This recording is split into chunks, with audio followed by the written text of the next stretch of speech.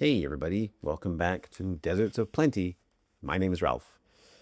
Um, so in the States, particularly in the late 1800s, so the 19th century, farmers across the Midwest and the South faced a series of challenges. They included failing crop prices, high railroad shipping rates, cost a lot to get their goods to market, and tight credit controlled by Eastern banks. So it was very difficult to get loans, and those loans were at high rates.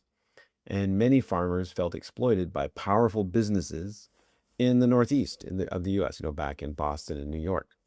I don't know if any of this sounds familiar. It sure does to me. This gave rise to a political organization known as the Populist Party or the People's Party. So farmers and laborers formed the Farmers Alliance, which evolved into the Populist Party of 1892.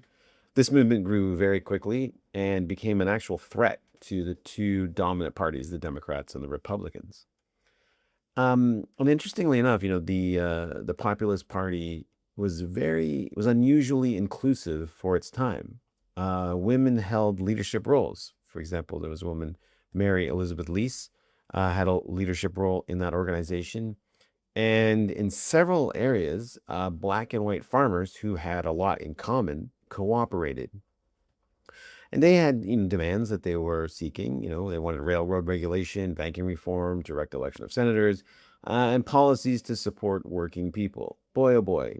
And like you could have, it could be today, in terms of like how they were being exploited, how it was really hard for them to get ahead because of the way the game had been rigged in favor of rich people, the way it is now, 80 years after World War II. So, and they had political clout. They grew. And an interesting fact is that William Jennings Bryan, a Democrat who ran for president in 1896, and is also more famous probably because he was the prosecutor in the famous 1925 Scopes monkey trial that sought to ban the teaching of evolution in schools. He ran for president, and he had populist support. They had enough clout that they could, put their weight behind a president, and it was a deal. He didn't win, but they did support him. So how, the populist movement of that time, the People's Party, is no longer around, and it was broken. It got broken, and how it was broken is the subject of this podcast. So the political and business elites in the South used racial division to weaken the populist coalition. So they did. There was race baiting, there were voter suppression, there were Jim Crow laws, and these were in large part to subjugate those black farmers and take power away from them. The strategy was essentially divide poor farmers by race and prevent class-based political unity. So, in short, what they did is that they convinced poor white farmers, and these are the business and political elites in the East, convinced those people that they had more in common with, and also the political leadership in the South too. They convinced these farmers, these white farmers, that they had more in common with rich white elites than they did with their black neighbors who were also in the same situation that these farmers were in. So in short, that race trumps class. Race is ahead of class. And that worked, and it did destroy the Populist Party as an institution. I mean, there were other things too, but by and large, but that was definitely a contributing factor. Fast forward to the 60s and after the Civil Rights Movement, the political alignment in the South shifted. Prior to the 60s, the South was Democrat, was a Democratic stronghold, the Dixiecrats. And after the Civil Rights Movement, many of these white Southern racists, if you want to call them that, I guess they abandoned the Democratic Party and they went to the Republican Party. And there was a very popular, very well-known, the Southern strategy, quote unquote. And that basically did the same thing that they did when they destroyed the populist movement. They appealed to the racial resentment to attract those voters, right? So, oh, look at these, black people who are getting all this power now, come vote Republican. And, the South has been Republican for quite a long time. And there was another example of race being used as a political wedge, in effect, to help or to try to get people to forget that class is a thing. Oh, don't get together over class, because it reminds me of Bug's Life, and that the speech by the grasshoppers is, look, these ants outnumber us 100 to 1. If they ever figure that out, there goes our way of life. And that's what this is. It's, the Bug's Life was an allegory, and here it is.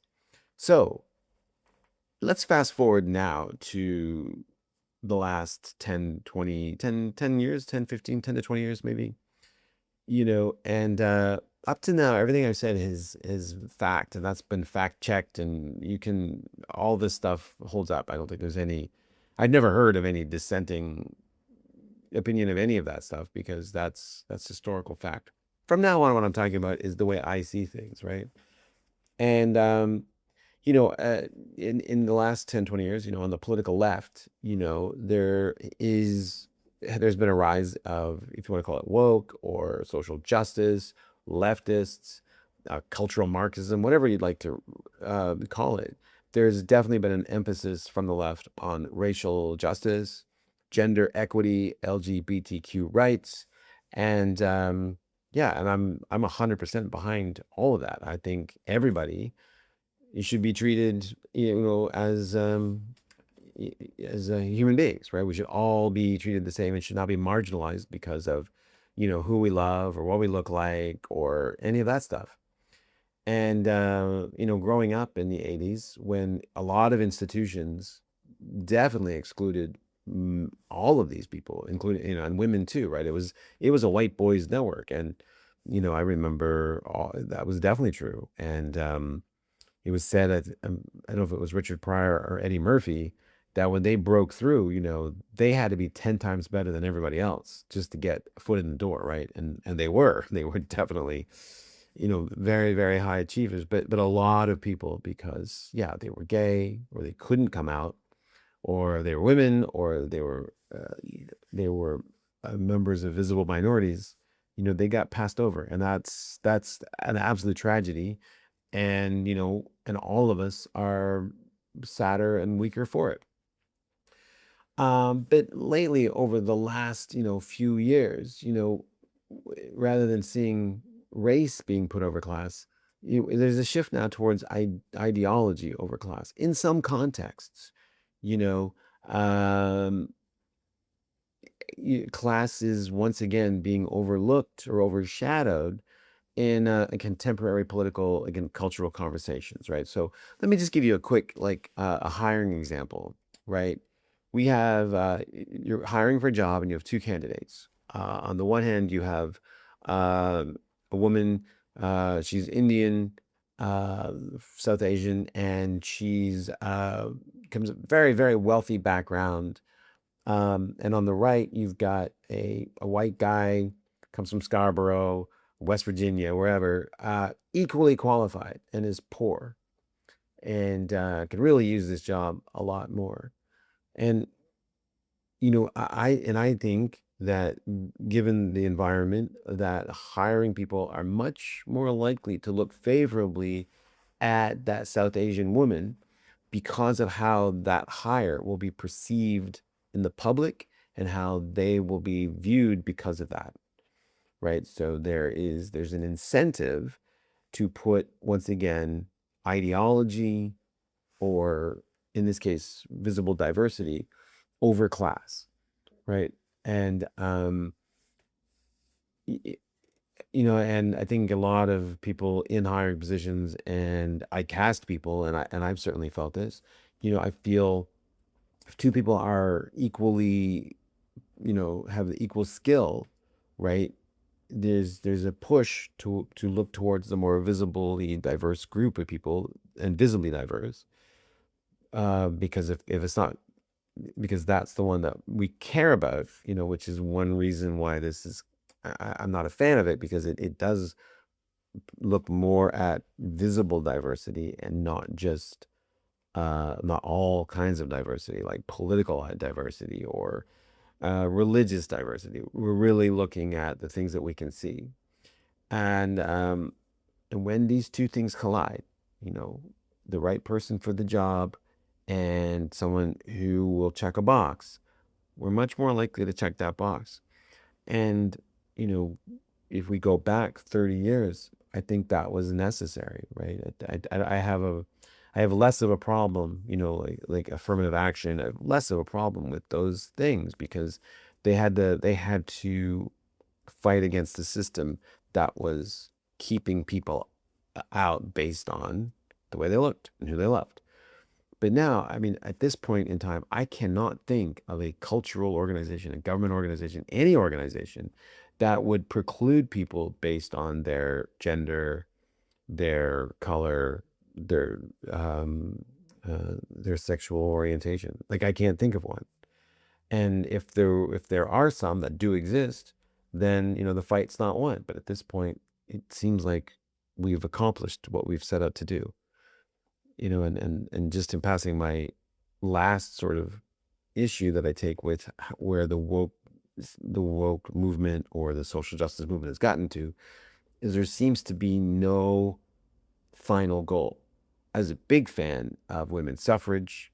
I was a big fan of marriage equality, civil rights.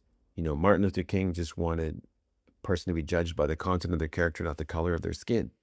Marriage equality just wanted the same rights for homosexual couples that straight couples had.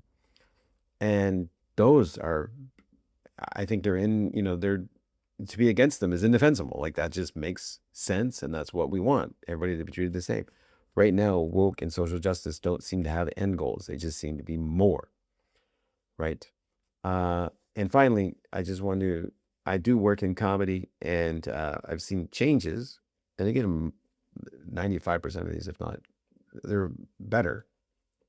You know, we used to mock marginalized groups. I was a part of that, and I watched it and I witnessed it, and we have gotten no, we don't do that anymore. We don't make fun of people who are gay or people who are different races. You know, that's been cleaned up.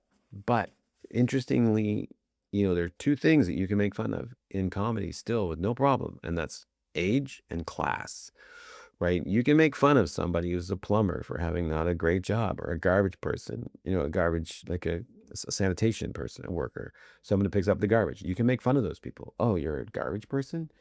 Like that's for some reason that's okay. And I don't know why, right? Why is that okay? And I think it's not necessarily, you know, an accident. All right. That's all the time I have for today. Just something to think about. Thanks, everybody. Have a great day. Bye.